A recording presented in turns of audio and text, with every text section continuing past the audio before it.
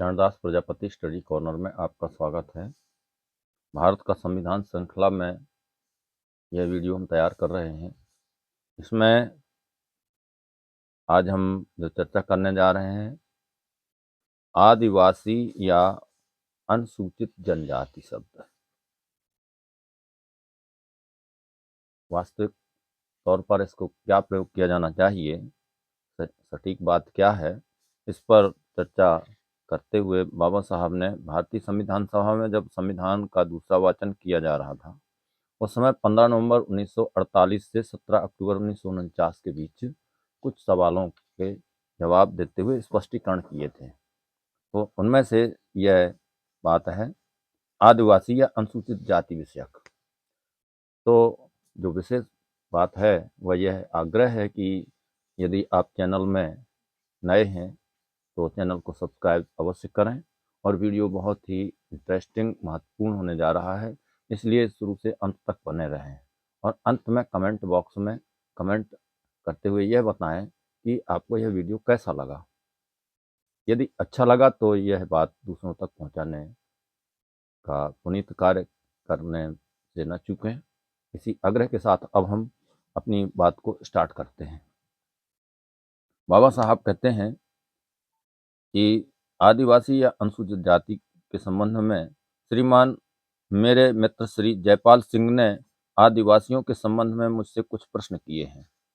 मेरे विचार में जब हम 5वीं और 6ठी अनुसूची पर वाद विवाद करें उस समय इस प्रश्न का उठाया जाना उचित होगा, परंतु चूंकि उन्होंने प्रश्नों को उठा दिया है और चूंकि जो कठिनाइयां उन्होंने अनुभव की हैं उनको सुलझाने के लिए उन्होंने विशेषकर मुझसे कहा है, मैं उस विषय पर इस समय विचार प्रस्तुत करता हूं। सभा ने यह जान लिया होगा कि आदिवासियों के संबंध में हमने विधान के मसौदे में किस स्थिति को ग्रहण किया है। हमने क्षेत्रों की 2 श्रेणियां की हैं, अनुसूचित क्षेत्र और जनजाति क्षेत्र। जनजाति क्षेत्र वे हैं जो केवल आसाम प्रांत में ही हैं, और अनुसूचित क्षेत्र वे क्षेत्र हैं जो आसाम के अतिरिक्त अन्य प्रांतों में हैं। ये वास्तव में भारतीय सरकार एक्ट में जिनको हम अंशतः वर्जित क्षेत्र के रूप में प्रयोग करते थे उनके भिन्न नाम हैं, अलग अलग नाम हैं, इससे अधिक और कुछ नहीं है। अनुसूचित जनजातियां दोनों में रहती हैं, अनुसूचित क्षेत्रों में भी और जनजाति क्षेत्रों में भी। और अनुसूचित क्षेत्रों की अनुसूचित जनजातियों तथा जनजाति क्षेत्रों की अनुसूचित जातियों में परस्पर अंतर यह है कि अनुसूचित क्षेत्रों की अनुसूचित जनजातियों पर 5वीं अनुसूची की कंडिका 5 के प्रावधान लागू होते हैं। इस अनुसूची के अनुसार संसद अथवा स्थानीय विधानमंडल द्वारा स्वीकृत सामान्य कानून अपने आप लोग हो जाते हैं। यदि गवर्नर इस प्रकार की घोषणा ना करें कि अमुक कानून अथवा अमुक कानून का अमुक भाग लागू नहीं होगा। जनजाति क्षेत्र में अनुसूचित जनजाति की स्थिति कुछ भिन्न है।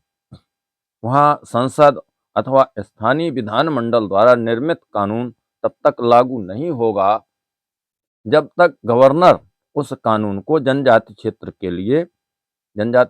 के लिए प्रसारित न करें। एक पर तो यदि कानून का अपवर्जन न किया जाए तो वह लागू हो जाता है, और दूसरे पर यदि कानून का प्रसार न किया जाए तो वह लागू नहीं होता। स्थिति यह है। अनुसूचित जनजातियों के प्रश्न पर यह पूछा जाता है कि मैंने आदिवासी के स्थान पर अनुसूचित शब्द क्यों रखा। इस बात पर मेरा उत्तर यह है, जैसा कि मैंने कहा है, अनुसूचित जनजाति शब्द का एक निश्चित अर्थ है क्योंकि वह जनजातियों को क्रमबद्ध करता है, जैसा कि आप दोनों अनुच्छेदों में पाएंगे। आदिवासी शब्द वास्तव में एक सामान्य शब्द है जिसका कोई विशिष्ट कानूनी अर्थ नहीं है।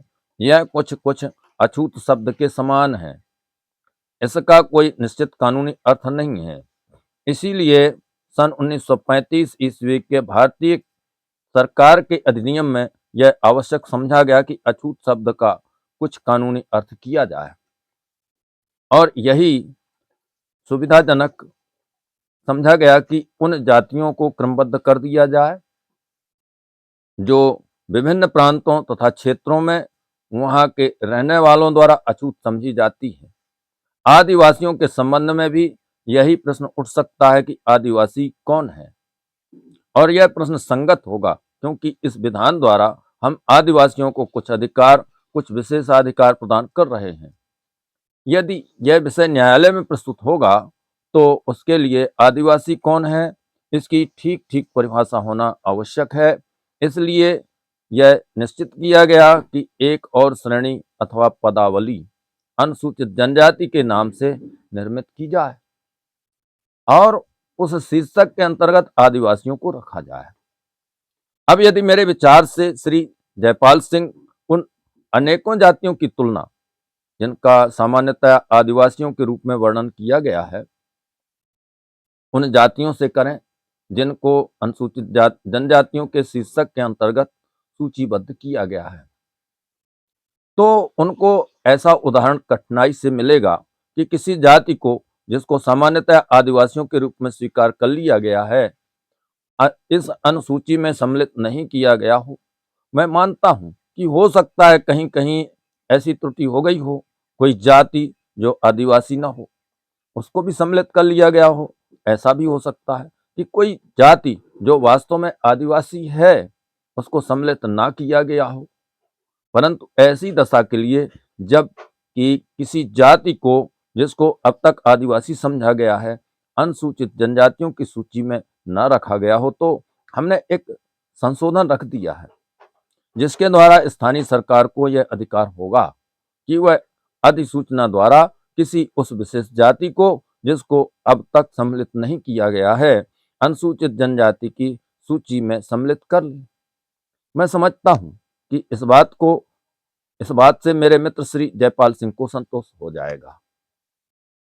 उन्होंने एक और प्रश्न मुझसे पूछा है और वह यह है, मान लीजिए अनुसूचित क्षेत्र निवासी कोई अनुसूचित जनजाति का सदस्य अथवा जनजाति क्षेत्र निवासी कोई अनुसूचित जनजाति का सदस्य भारत के किसी अन्य भाग में जो कि अनुसूचित जनजाति क्षेत्रों से बाहर है निवास करने जाता है, तो क्या वह उस स्थानीय सरकार से जिसके अधिकार क्षेत्र में वह निवास करता है उन्हीं विशेष अधिकारों की मांग कर सकेगा जिनके प्राप्त करने का अधिकार उसे तब होता है जब वह अनुसूचित क्षेत्र अथवा जनजाति क्षेत्र में निवास करता है। इस प्रश्न का उत्तर देना मेरे लिए कठिन है। यदि इस विषय का आंदोलन उन क्षेत्रों में किया जाए जिनसे ऐसे विषयों का निर्णय संबद्ध है, तो हम अवश्य इस प्रश्न का कुछ उत्तर इस विधान में किसी खंड के रूप में दे सकेंगे। परंतु जहां तक वर्तमान विधान का प्रश्न है, अनुसूचित जनजाति का कोई सदस्य यदि वह अनुसूचित क्षेत्र अथवा जनजाति क्षेत्र से पृथक हो जाता है, अलग हो जाता है, तो उसे विशेषाधिकार नहीं मिलेंगे जिनका वह अनुसूचित क्षेत्र अथवा जनजाति क्षेत्र में रहते हुए अधिकारी है। जहां तक मैं सोच सकता हूं, यह असंभव है कि जनजाति क्षेत्रों अथवा अनुसूचित क्षेत्रों में लागू होने वाले प्रावधानों का इन क्षेत्रों के अतिरिक्त अन्य क्षेत्रों में प्रवर्तन किया जाए। श्रीमान, मैं आशा करता हूं कि वक्ताओं द्वारा उठाए गए समस्त प्रश्नों का, जबकि वे इस खंड के संशोधन पर बोले, मैंने उत्तर दे दिया है। मैं आशा करता हूं कि मेरे उत्तर से उनको संतोष हो गया होगा कि उनकी समस्त शंकाओं का निवारण हो गया।